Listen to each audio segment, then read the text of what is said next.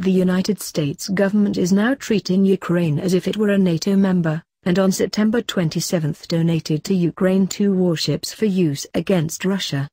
This is the latest indication that the US is switching to Ukraine as the locale to start World War III, and from which the nuclear war is to be sparked against Russia, which borders Ukraine.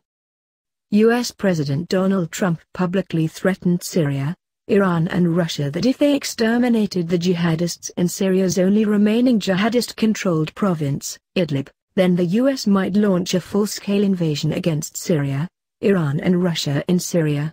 Either the US or Russia would then quickly escalate to nuclear war so as not to lose in Syria. That would be the conventional war start to World War III.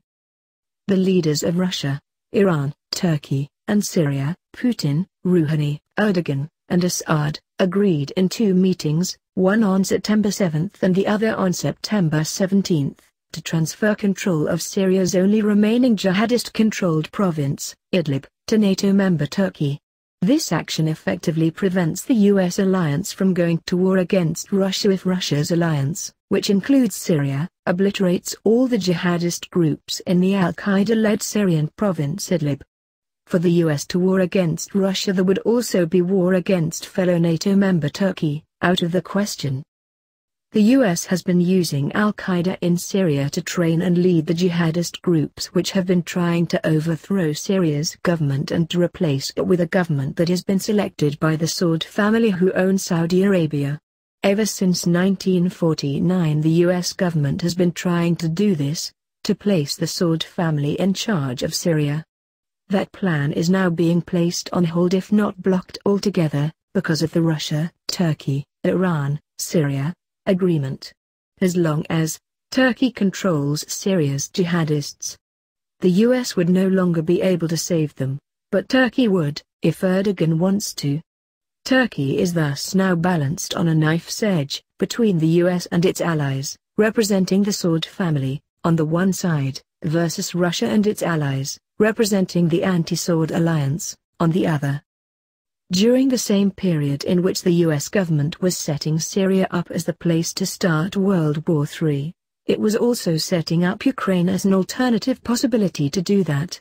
US President Obama, in a very bloody February 2014 coup which he had started planning by no later than 2011, overthrew Ukraine's democratically elected president, and replaced him by a rabidly anti-Russian racist fascist regime whose Ukrainian tradition went back to ideologically Nazi Ukrainian organizations that had supported Hitler during World War II.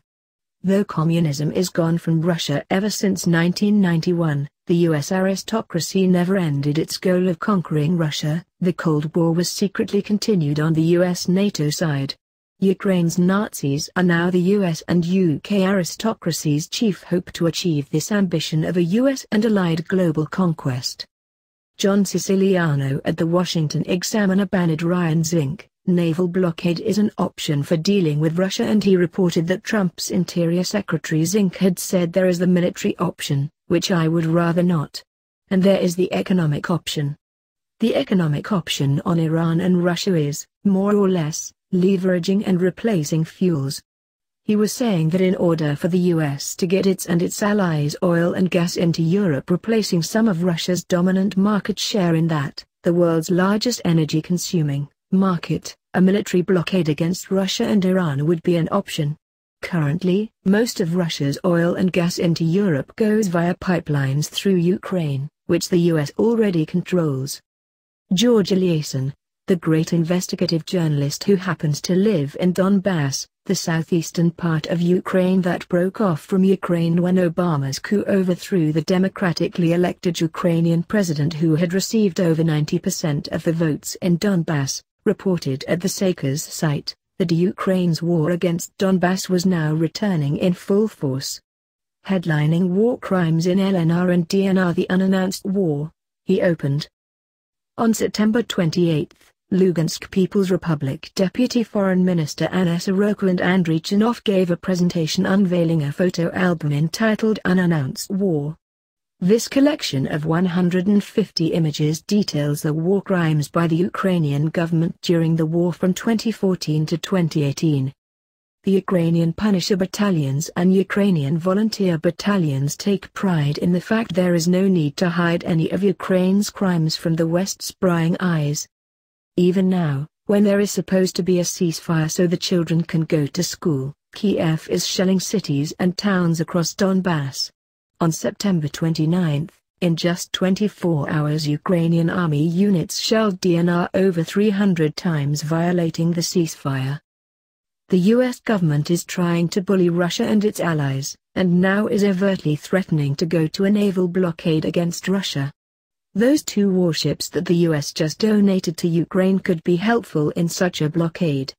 Alternatively, Ukraine's re-invasion of Donbass might become Trump's opportunity to aid a NATO ally and precipitate World War III from a conventional war in Donbass. Either way would likely produce from Russia a nuclear blitz attack to eliminate as many of America's retaliatory weapons as possible, so as to beat the US to the punch. In military terms, the side that suffers the less damage wins, even if it's a nuclear war that destroys the planet. The side that would strike first in a nuclear war would almost certainly suffer the less damage, because most of the opponent's retaliatory weaponry would be destroyed in that attack. Trump is playing nuclear chicken against Putin. He is sorely trying Putin's patience.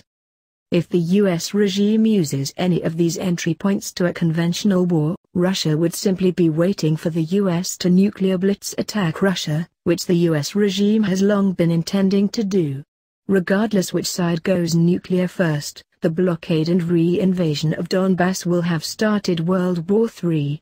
And, clearly, any survivors would likely view the US in the way that most of today's world views the fascist powers in World War II, as having been the aggressors.